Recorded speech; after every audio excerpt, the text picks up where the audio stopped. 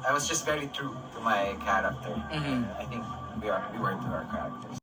Kung ang source ni Mama Audrey Diaz ang tatanungin tungkol sa totoong estado ng relasyon ni Kim Chiu at Paolo Avellino o Kim Pao, ay ayon umano sa source ni Mama Audrey ay kumpirmado na may relasyon na ang Kim Pao. Ngunit ayon kay Mama Audrey ay na kay Kim Chiu pa din at Paolo Avellino kung kukumpirmahin ba nila ito. Na pinopromote. Yes! Oo. Kinokolekta talaga ni Mira yun. Correct. Oo. Congratulations again! Di ba balik muna tayo kay Kim Chiu? Oo nga. Hindi nga, di ba parang sayo sa modela, kumanta si Maki. Nilapitan sila ni Maki. Tapos parang pinagsasayo, naiiyak si Paolo. Oo nga. Si Kim Chiu na lang ang sumayaw. Oo. Teka mo, Tito Oji, sa mga galawan nila, anong napapansin mo? May pinopromote silang pelikula. Yes. Totoo naman yun kasi pinakita yung trailer. Marami natuwa. Kasi talaga namang talagang mamarkahan mo yung gusto ko makipag-sex, sabi ni Kim. Sa thriller. Sa thriller. Kaya totoo yung mga tao. Ito yung isang senyalis na maganda para sa pelikula. Kahit hindi ka in-invite at press con dito. Wala kang pakialam no, iimbitahan ako o hindi. Basta pag may nakikita tayong positibo o may napapansin tayong kakaiba doon sa pelikula, go lang, ano ba naman. Press con lang naman yan. Tsaka friend mo si, di ba? Si Paolo. Friend ko si Paolo. Si Kim Tito Oji. Mas kaibigan ko si Paolo kasi si Paolo nakasama ko sa Walang Hanggan. Tito, ano kaya? May nagsasabi kaya kay Kim Chiu na lagi mo rin naman siyang pinupromote yung mga ano magandang nangyayari sa kanya. Yung nakakarating lang sa kanya, parang feeling niya hindi maganda natin sinabi. Pero mas marami tayong sinabing magaganda, no? Hindi naman kami nag-expect ng thank you, pero okay lang. Anyway. Naku, wag nakahalang yan, nag-emote si Tito Oji. Bakit? Parang nag-emote ka dyan Yun na nga lang galawan, anong napansin mo na? Hindi mo pa sinasagot doon sa galawan. Naku, meron nga akong source nagsabi. Ito raw si na Kim Chiu at si Paolo Avellino. Ay, ito nakakaloka. Kinumpirma sa akin nung kausap ko na sila na. Confirm? Hindi, sabi ko nga sa kausap ko, wala, hindi ko nagko-confirm sa akin yan But ano bang alam mo dun sa dalawa? Basta, sa akin confirm. Tapos sandali lang. Pwede ko ba sabihin na galing sa'yo yung pag-confirm? Kasi ako naman, iintayin ko yung confirmation or denial nung dalawa, ni Paolo at ni Kim Chiu. Mahirap yan, kino-confirm niya sa akin. Baka naman talagang confirm Tito Oji. Nagpe-play safe ka lang. Tapos ako na lang ibabash ng mga fans.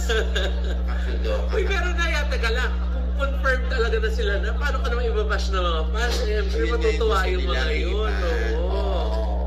Kung maghiwalay yun, ibabash ka. Si Eloy po nagsabi mo. Pag binabalita mo kasi hiwalayan, nagagalit sila Nabubuhay sila. Pero dito, Oji, pansin-pansin ko sa galawan ni na Paolo at Kim Chiu, parang si Kim Chiu mas inilang kaysa kay Paolo na nonchalant. Nonchalant? Nonchalant talaga. Nonchalant. Nandun yung isa, nonchalant. Bakit ba nonchalant? Nonchalant. Nonchalant? Nonchalant. Ayun. Parang kasi Kim Chiu, parang papasikot. Siya yung parang talagang todo bigay. Ilap na ilap. Samantala si Paolo parang tingin. Parang mas demonstrative. Si Kim Chiu. Baka makarating na naman kay Kim Chiu siya nagsabi no. Ako talaga naman papatunayan. Wala kang nakikita ko na lumalabas sa TikTok. Talaga siya yung parang in love. Parang ako yung talagang... Naku, kaya naman nasabi mo yan kasi type na type mo si Paolo Avellino. Kilala ko na si Paolo. Parang hindi siya masyadong showy. Ganun talaga si Paolo ever since. Marami na rin naman na-involve kay Paolo. Pero hindi naman siya naging yung demonstrative or yung showy siya na ganon-ganon. Hindi mo talaga siya maasahan ng ganon. Actually, character na nila Yung mga ganon nga, minsan tinutokso sila. Si Paolo pa naiiyak, parang hindi niya gusto yung tinutokso sila. Ganon. Si Paolo yung yung tahimik. Si Kim Cho yung yung extrovert, di ba? Yung fun, jolly, di ba? Ganun talaga yung character niya ever since naman. Kaya nga Ma'am Marie, nung nakita ko siya sa Ultra Mega, nung bumindi siya, kahit ganito lang yung ngiti niya, feeling ko talagang tuwang-tuwa na siya noon. Hindi nila may pakita. Sino? Si Paolo. Yung ngiti niya ganyan. Oo, ganun yan. Kahit alam mo kami na dati 2012 sa Walang Hanggan taping. Kami lagi magkasama ni Paolo sa dressing. Talaga? Tahimik talaga siya. Hindi mo siya yung pag gusto mo siya kausapin, kakausapin. Ang lagi lang niya hinahanap sa akin, George, asan na yung coffee man ko? Yung kopiroti.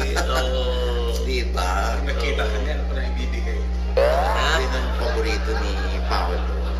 At kakainin niya talaga pag dinadalang ko siya, no? Kay Paolo, dami mong naalaala dito, OJ. Siyempre, nakasama ko siya.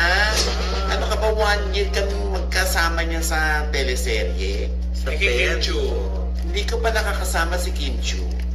Pero alam ko na isakay niya na ako. Ha? Saan? Sa niya, mag-aara niya sa sakyan. Iniikot lang niya ako dun sa kabila. Bababa lang kasi wala akong dalang kotse. Dati yun. Dati, mabait naman talaga si Kim Chu. Oo, mabait din si Kim. Oo. Biglang bawi dito, OJ, Ayun, pinakita niyo mga netizen. Alam mo, yung mga ganyan mga intriga nyo kasi lalo tuloy na pag-iisipan na magagalit sila, hindi naman. Diba? Ako, wala akong galit sa kanya. Para sa akin yan lang ang masasabi ko. Hindi ko alam sa kanya. Basta, bukas-bukas na naman itong pangit. Bukas pa ang tindahan. Para magsalita na si Kim. Ayaw mo na. Kung halimbawa na sa isang event or sa isang magkita kayo ni Kim. Kung babatiin niya ako, babatiin ko siya. Kung hindi, hindi. Ganun lang. Ay, nakita na nga pala kayo. Cold siya. Talaga? Okay. Nakita tayo na sa Amado Special. Special. Saan Ano yan? Yung kay Roderick Paulate at kay Marcel Soriano. Nandun si Kim Chu yung last year. Ang tagal na nun. Last year. Ang tagal na nun. Last year. Ako, alam mo, napaka-nonchalant. Ang tagal na nun. Recently nakita sila dun sa party ni Direk Lino Cayetano. Hindi kami nakita. I also told Paolo, hindi ako lumapit nun kasi space ni Kim Chu. Ganun ako para walang nabubuisit sa akin. Ba't basta sa'yo? Sa kape. Huwag ka nagpa-envy ka lang eh, ha?